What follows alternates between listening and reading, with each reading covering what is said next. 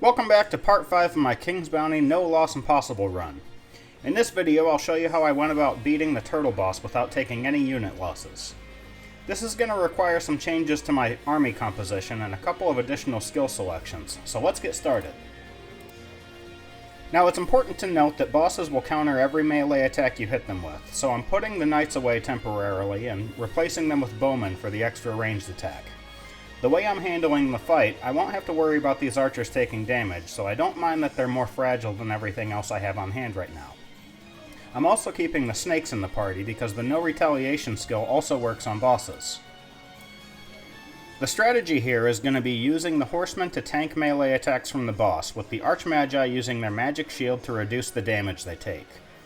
The horsemen won't be attacking the boss at all, but rather they're just going to stand in front of it and keep hitting defend. This ensures that the turtle will use a melee attack on every turn, and that the horsemen won't take enough damage from it to suffer a loss. Now they won't be able to keep this up forever, so I'm also going to learn the first level of order magic so that I can learn the healing scroll. So every turn will have the same basic rotation. Use the healing spell to maintain the horsemen, put them in a defensive stance in front of the boss, then attack with all other units, occasionally using the Archmagi to recast the magic shield.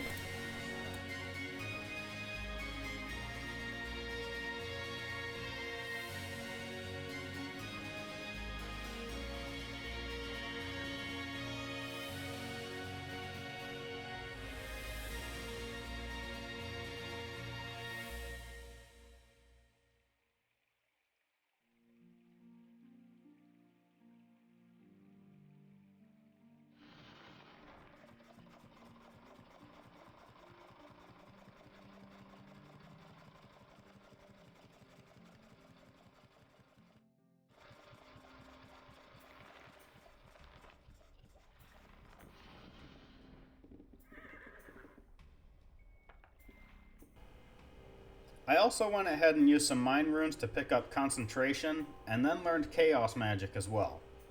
This will give us some extra mana regen, and sets us up to increase our damage spells whenever it becomes necessary later on. After this point, I'm saving every mind rune until learning is maxed out though.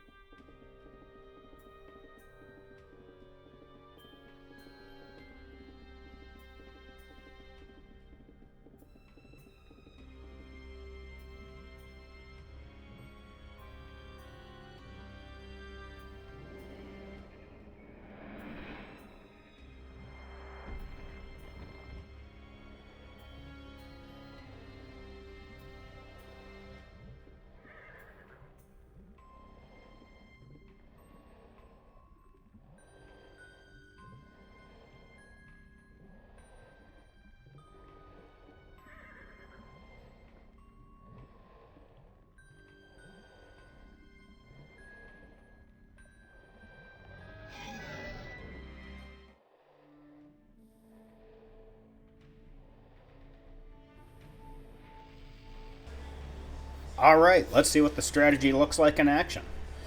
First, I didn't have to use healing in this first turn, so I went ahead and put some extra damage on the boss.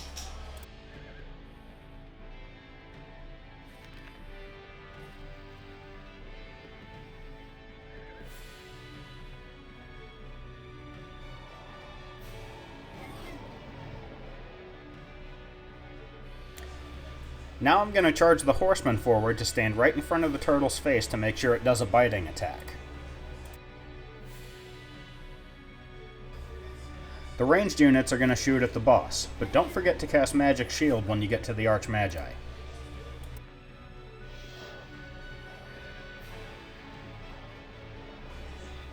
And lastly, the snakes will also charge forward because they'll be contributing damage shortly.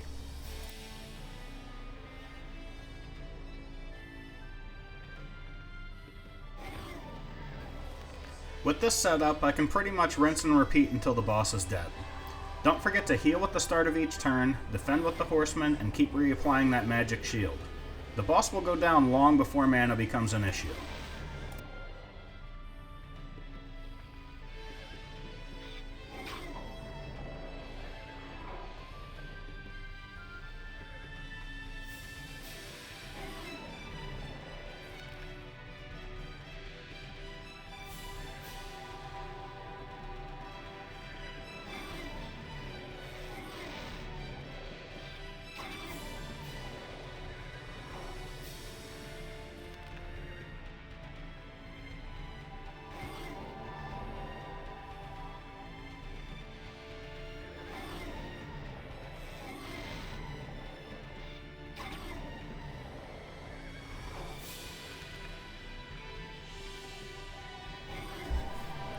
Now here I took a risk and tried to hit the boss instead of applying the shield, and while that worked for me, I don't recommend it.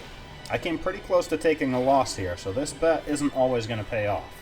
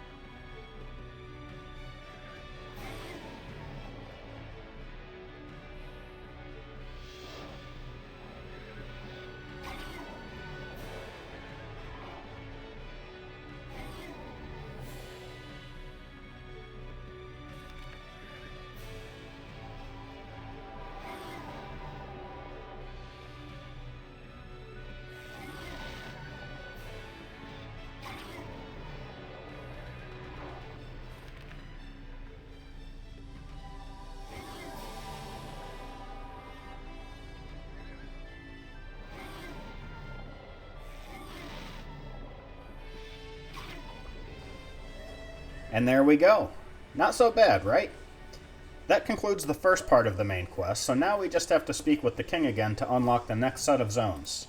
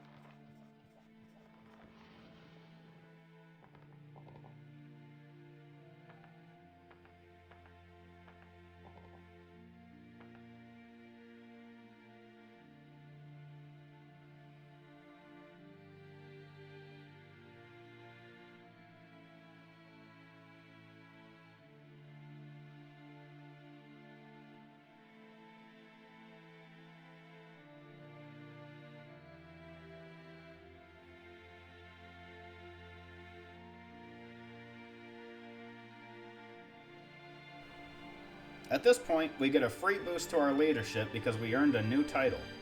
More importantly, though, we've been granted access to the Isles of Freedom. It's going to sound counterintuitive perhaps, but we're actually not ready to clear them just yet. Thankfully, we can do something that's just as good, which is to loot the Isles for everything they're worth without fighting any units. In the next video, we're going to do exactly that, which, I'm not kidding, will give us close to another 1500 leadership by the time we're done. Then we can recruit some more units and clear Darien properly before setting off to actually beat the Isles. If you're enjoying this long play series, do me a favor and leave a like or comment to help boost the channel, and consider subscribing to see more of this content in the future. As always, thank you very much for watching, and I hope to see you again next time.